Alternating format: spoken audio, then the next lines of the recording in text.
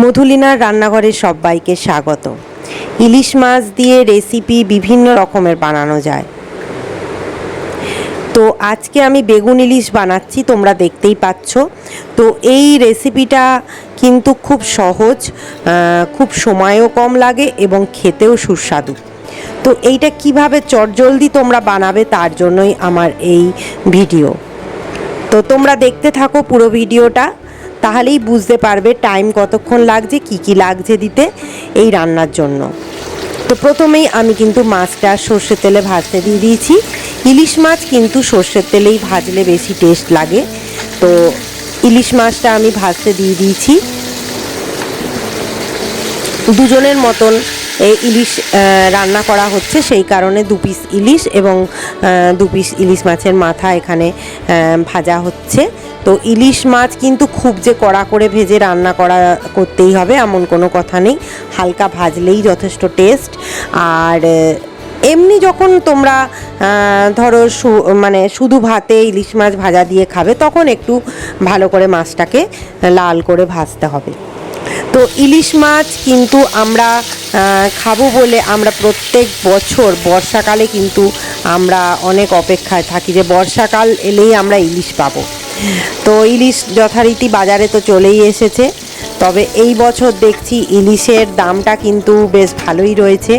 তো যাই হোক, তবুও খেতেই হবে আমাদের, একবার হলেও আমাদের টেস্টও করতেই হবে, আর তোমাদের কাছেও আমাকে এই ভিডিও শেয়ার করতেই হবে।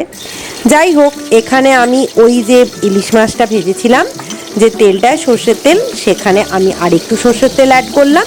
আর এই রান্নাটা পুরো কাঁচা লঙ্কায় হবে। তো বেশ কয়েকটা কাঁচা লঙ্কা আমি হাফ হাফ করে আমি দিয়ে দিলাম। গোটা কাঁচা লঙ্কা কিন্তু কখনোই দিও না, কারণ গোটা কাঁচা লঙ্কা দিলে কিন্তু ফাটবে। তো সেই কারণে লঙ্কাটাকে ভেঙে দেওয়াই ভালো। এর মধ্যে তেলের মধ্যে আমি নুন আর হলুদ প্রথমেই দিয়ে দিচ্ছি। আর এই তেলের মধ্যে শুরুতে তোমরা কিন্তু 1 চামচ কালো জিরে দিতে পারো। তো আমি আজকে একটু অন্য প্রসেসে দেখাবো। তো ব্যাপারটা একই, শুরুতেও দিতে পারো, পরেও দিতে পারো। পরে মানে কি, ঠিক এই বেগুনটা ভাজতে ভাজতেই মাঝে যে তেলটা থাকবে তার মধ্যে দিতে হবে।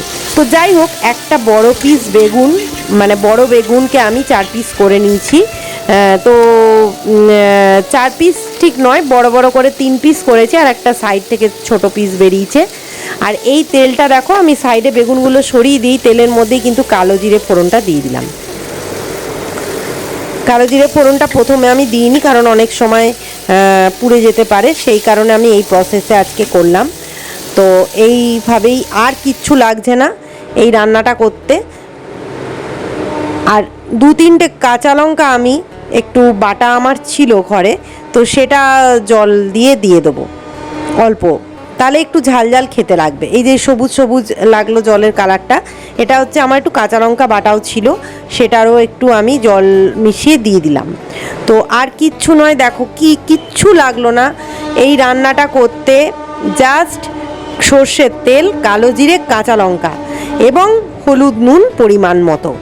এইবারে তোমরা যেরকম খাবে সেই রকম অনুযায়ী জলের পরিমাণ দিতে হবে। 2 জন খেলে 2 বাটি জল দিয়ে দেবে।